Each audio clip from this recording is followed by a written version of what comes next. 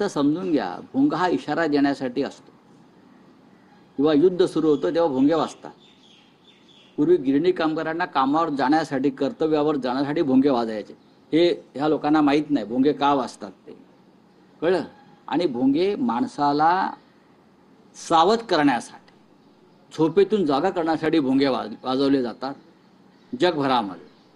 पण हे सगळे रिकाम्या डोक्याचे मंत्री, बरं का, ही मडकी करवंट्या आहेत, त्या रिकाम्या करवंट्या या सरकारमध्ये आहेत फडणवीसांच्या. आणि फडणवीस राज्यावर राज्य करतायत. त्यामुळे काय चाललंय महाराष्ट्रात आपण पाहत आहे. राऊसाहेब, ईडीला आतापर्यंत सर्वोच्च न्यायालयानं अनेक फटकारलेला आहे.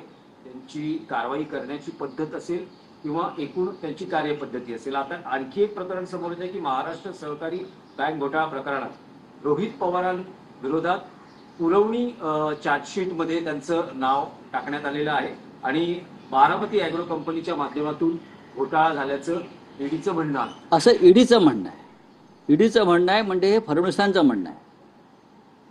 ईडी त्याशिवाय कारवाई करणार नाही.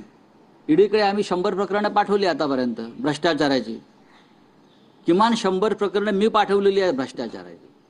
काय केलं ईडीने? जे मंत्री आहेत फडणवीस मंत्रिमंडळात, जे आमदार आहेत, ज्यांच्यावरती ईडीच्या कारवाया सुरू होत्या आणि आहेत, हां, किंवा होणार होत्या, त्यांच्यावरती अजून आरोपपत्र किंवा पुरवणी आरोपपत्र का दाखल झालं नाही?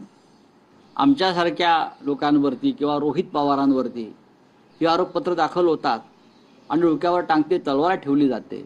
पण आम्ही सगळे जे आहोत हे लढणारे लोक आहोत. आम्ही घाबरत नाही. नरकातला स्वर्ग वाचा, मग कळेल ईडी काय आहे ते. राऊसाहेब, आणखी एक प्रश्न की महाराष्ट्रासाठी अभिमानास्पद बाब आहे की छत्रपती शिवरायांचे 12 गडकिल्ले हे आता युनेस्कोच्या यादीमध्ये, वारसा यादीमध्ये आलेले आहेत.